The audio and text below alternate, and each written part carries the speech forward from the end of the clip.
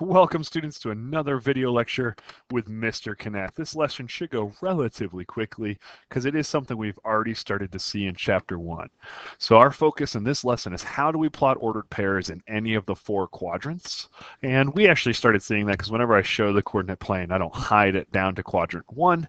So go ahead and pause here, copy down what you see, and then we'll move on. Okay, welcome back. So again, we're graphing in 4 quadrants. We've already really seen this. So I'm going to jump 2 slides ahead. We're going to place this coordinate plane directly below the heading, and you should write the coordinate plane heading one more time.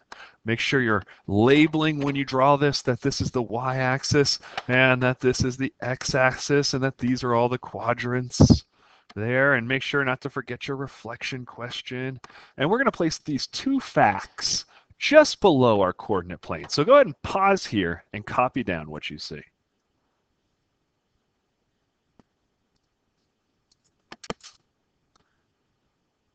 Awesome, welcome back. So again, our focus here is just graphing in 4 quadrants, but this is stuff we've actually already seen in chapter 1. So we have quadrant 1, 2, 3, and 4, and you'll notice they count them actually counterclockwise. It's not clockwise direction. The horizontal axis is the x-axis, and the vertical axis is the y-axis. And then this reflection question, you do want to make sure you can answer this question. What do the Roman numerals actually represent on this coordinate plane? Yeah, they're the quadrants of the coordinate plane. And it helps us know where we should look for ordered pairs when we're dealing with graphing in the coordinate plane. So just like we've already learned, when they don't show any numbers, we infer they're counting by 1. So in this coordinate plane, we can actually infer they've counted by 1 each time since the numbers were left blank. It is also important for us to realize you do not have to count by the same pattern on both axes. You just need to make sure the pattern is the same for each axis. So if I counted by 1s on my x, it would be totally fine for me to count by 2s instead on my y, as long as I held a pattern for that single axis. So if you have any questions about interval, keeping the numbers the same on the axis, write down those questions in this question column here before we actually jump into our example. Excellent. So we have one example. I'm going to jump ahead so that we can see the example, and then I'm going to have a blank page to work on after. But go ahead and pause here, copy down this problem, and please begin circling the words we're going to care about in this problem.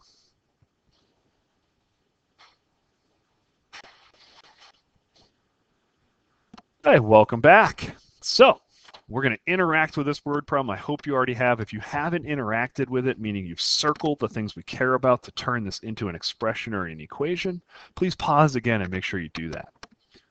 So the first thing I see here is the word difference, which means we're going to have some subtraction going on here.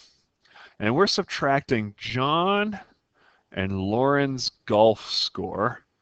And anytime we subtract those two, it's supposed to be is 2. Okay, so again, it always looks like we circled the whole problem, but again, what we're trying to identify is how we translate this from left to right. So also, I forgot to box here what we're trying to do. So it wants us to, right here, I think, are our directions. We're going to need to make a table of possible values for x and y, and we're going to need to graph the ordered pairs. Another step that's really important here is we should probably translate this into an equation first. So let's go ahead and model that. So we have a difference, so we know we have a subtraction problem. In this word problem, it wants me to use x for John's score, and it wants me to use y for Lauren's score. So let's look at how it's stated inside of the statement here from left to right. Whose name gets mentioned first, John or Lauren?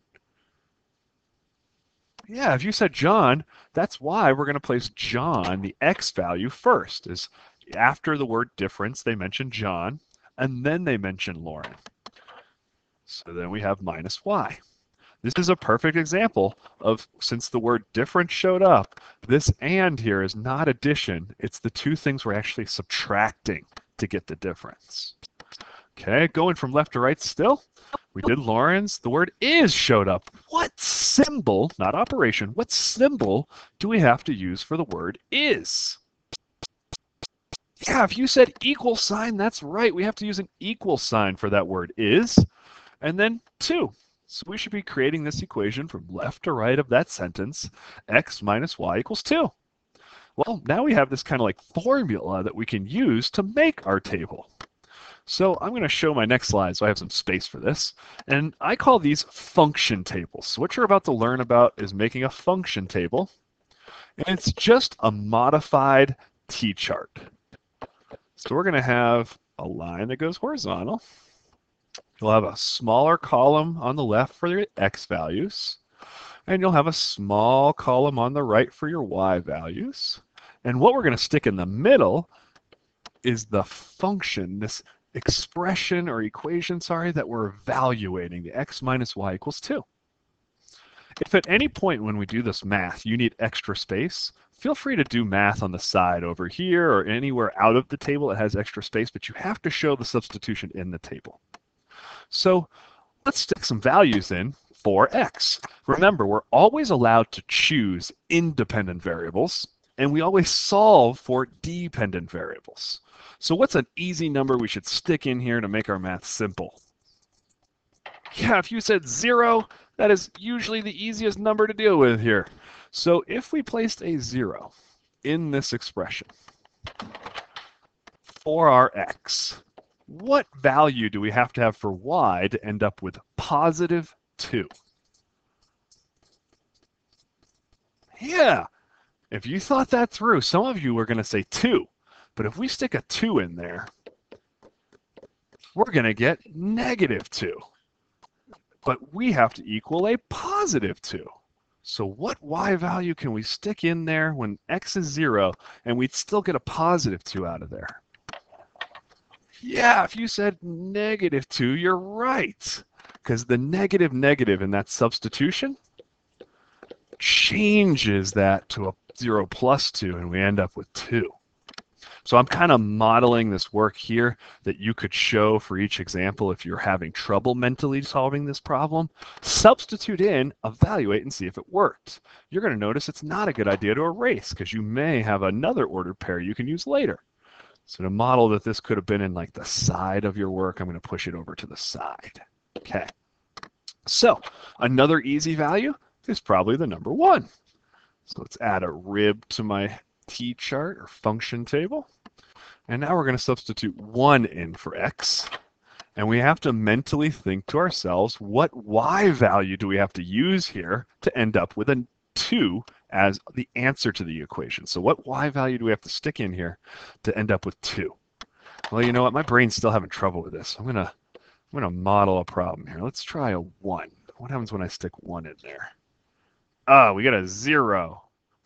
Well, that's not the one I wanted. I needed a 2. So let's try a negative 1. And when you stick a negative 1 in there, we end up with 2. So the answer is when we have an x of 1, we end up with a y that needs to be a negative 1. Okay, now whenever we do this, we should always get at least 3 ordered pairs. I'm going to model 4 just to keep the pattern going. So we're going to stick a 2 in there. What does the y value have to be to equal 2 for this function? Yeah, if you said 0, you're right.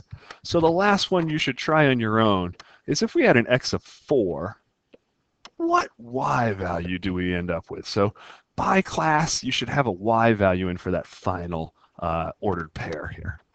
So moving on, the last part, we have our table completed. We now need to go to our directions and get a graph. So here's the last part is we're going to start plotting our ordered pairs here.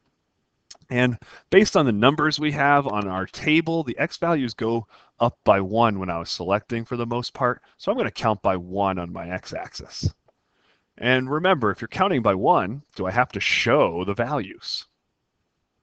No, remember you don't. So those are our x's. And then by y, it seems to be going up by 1 each time also. So we're going to count by 1s also.